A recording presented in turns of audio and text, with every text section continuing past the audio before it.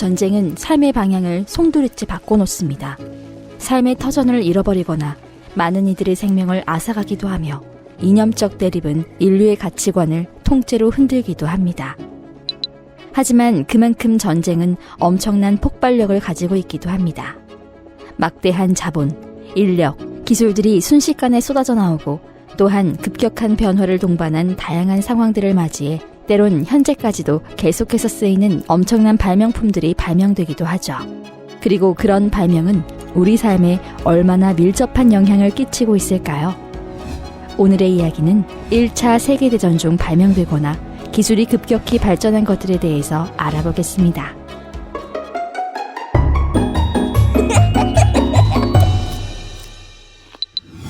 첫 번째는 손목시계입니다. 산업혁명 이후 자전거나 자동차 등 운송수단이 대중화되며 품에서 꺼내는 회중시계의 구조에 불편함을 느끼게 되었고 이로 인해 팔에 차는 형식의 손목시계가 나타나게 된 것이죠. 하지만 장신구라는 인식이 강해 손목시계를 차느니 차라리 치마를 입겠다라는 말까지 나올 정도로 남성들에게 거부의식을 불러왔는데요. 기존 남성들의 생각에 급격한 변화를 일으킨 것은 바로 1차 세계대전이었습니다. 당시 전투가 일어나고 있는 긴박한 상황에서 일반적인 회중시계로 시간을 확인하는 것은 어려운 일이었고 대부분의 일반 병사들까지도 포격시간이나 돌격시간 등 시간을 알 필요가 있었기 때문에 대대적인 기술 발전에 투자가 이루어지기 시작되며 이때부터 본격적으로 손목시계가 대중화되기 시작했습니다. 두 번째는 가을의 상징 트렌치코트입니다. 1899년 영국 정부는 버버리가 만든 이 코트를 군인에게 보급하기로 했는데요. 1차 세계대전이 일어나면서 이 버버리 코트는 완벽하게 탈바꿈되었고 대전 초기 방수 기능만을 갖춘 성능에 더해 수류탄이나 물통거리를 걸 수 있는 벨트와 총이나 망원경을 걸 수 있는 견장 등이 추가되며 지금의 트렌치코트의 모습을 가지게 되었습니다. 거기에 트렌치의 뜻은 참호, 즉 트렌치코트는 참호에 써 있는 코트라는 뜻을 가지고 있는데요.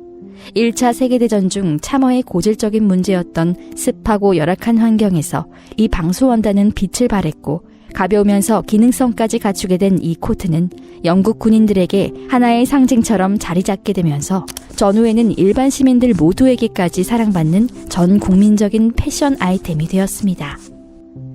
세 번째는 지퍼입니다.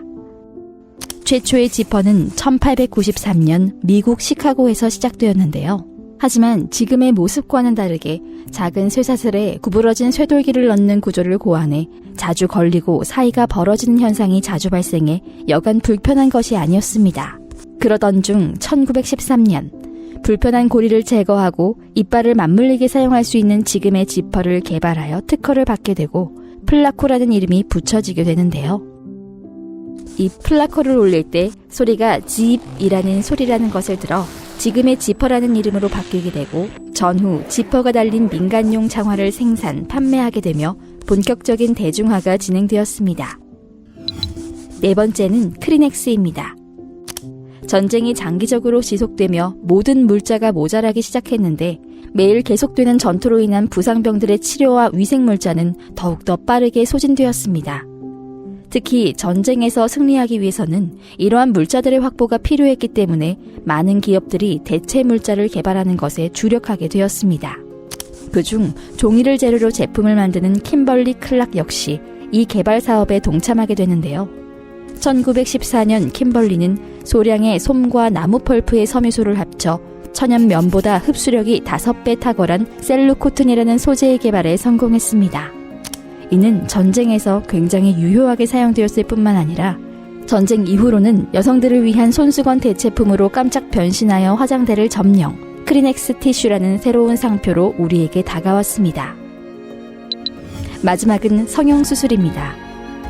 전쟁이 끝난 이후에도 그 아픔은 직접적인 상처가 되어 완전히 사라지지 않았는데요. 대표적으로 얼굴에 심각한 부상을 입은 군인들은 전쟁이 끝났음에도 흉측하게 변해버린 외모 때문에 정신적으로나 신체적으로 엄청난 스트레스에 시달렸습니다. 그리고 그런 이들을 슬프게 바라보며 기술을 개발한 이가 있었습니다. 바로 당시의 성형수술의 아버지라고 불렸던 의사 헤럴드 길리스였는데요.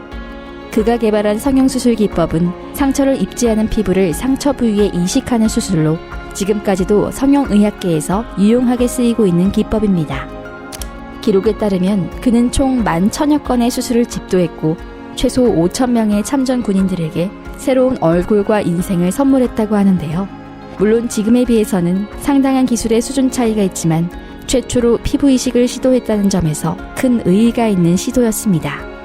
그 밖에도 1차 세계대전은 우리의 의식주, 다양한 부분에서도 엄청난 영향을 끼쳐왔는데요. 여러분들 주변에 자연스레 있는 이 물건들이 당시에는 누군가의 목숨을 위해 꼭 필요로 했다는 것, 알고 보면 더 감동이 느껴지지 않나요? 이상 구름스내기였습니다.